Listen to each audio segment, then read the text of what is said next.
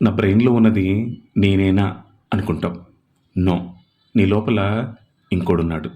Loud, dramatic, over confident and slightly delusion. వాడి పేరే ego. నీ షో మొత్తాన్ని రన్ చేసేది వాడే.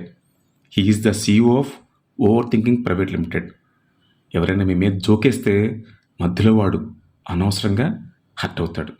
ఎక్కడ లేని కోపం వస్తుంది. ఆ కోపంలో వాడేదో డెసిషన్ తీసుకుంటాడు. అవతల వాళ్ళతో ఎలా ఆర్గ్యూ చేయాలి, అందులో విన్ అవ్వాలంటే మనం ఏం మాట్లాడాలో అనుక్షణం మనకి ట్రైనింగ్ ఇస్తుంటాడు. వాడికి ప్రతిదానికి కోపం. వాడెవడు మన కార్ ఓవర్టేక్ చేశాడు, ఫంక్షన్లప్పుడు మనకి ముందు చెప్పాలి కదా, అందరికంటే భోజనం మనకి ముందు వడ్డించాలి కదా, ముందు వాడు నన్నెందుకు విష్ చేయలేదు, ఇలా ప్రతిదానికి వాడికి కోపం వచ్చేస్తుంటుంది. సారీ చెప్పొద్దురా, చెప్తే వీక్ అయిపోతావు, నువ్వు తగ్గించుకోవద్దు, నీ వాల్యూ నీకు తెలీదు, ఇలా చాలా టిప్స్ మీకు చెప్తుంటాడు. వాడు చెప్పే లైఫ్ కోచింగ్ లెసన్స్ అన్నీ తీసుకోవద్దు.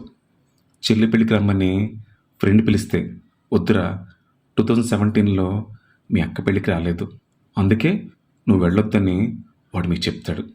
వీడికి పనికి మాలిన విషయాలన్నీ గుర్తుంటాయి. అందుకే పెళ్లి జరిగితే అక్కడ కొట్టుకునేది మనుషులు కాదు, వాళ్ళలో ఉన్న ఈగోలే కొట్టుకుంటాయి. అలాగని ఈ ఈగోని తీసేయలేం. వాడు మన తోడబుట్టిన తమ్ముళ్ళు అంటాడు, మనతోనే ఉంటాడు, మన పక్కనే సోఫాలో పాప్కార్న్ తింటూ చిరాగ్గా కూర్చొని ఉంటాడు. అయితే లోతుగా చూస్తే ఈగో బ్రదర్ మంచోడు, మన సెల్ఫ్ రెస్పెక్ట్ని కాపాడుతాడు.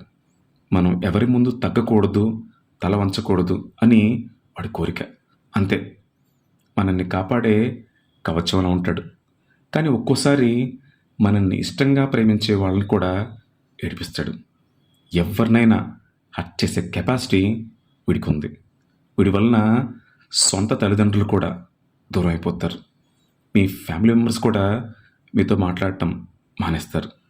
అందుకే మీలో ఉన్న ఈగోని దాచిపెట్టండి. ఈగో దాచడం ఒక అందం, అదొక ఆర్ట్. దాయగలిగితే సగం గొడవలు తగ్గుతాయి. మనందరికీ అహం ఉండాలి, ఉంటుంది కూడా. అయితే అది ఒక జ్వాలలాగా చిన్నగా ఉంటే వెచ్చగా ఉంటుంది, మంట పెరిగితే చుట్టూ అన్నీ తగలబడిపోతాయి. టైం బాగోలేనప్పుడు అన్నీ మూసుకొని కూర్చుంటాడు. కానీ ఏమాత్రం టైం బాగున్నా వీడిని పట్టుకోలేం. అందుకే మీరు ఎప్పుడు ఎవరితో మాట్లాడినా మీరే మాట్లాడండి తప్ప వాడిని మాట్లాడనివ్వద్దు.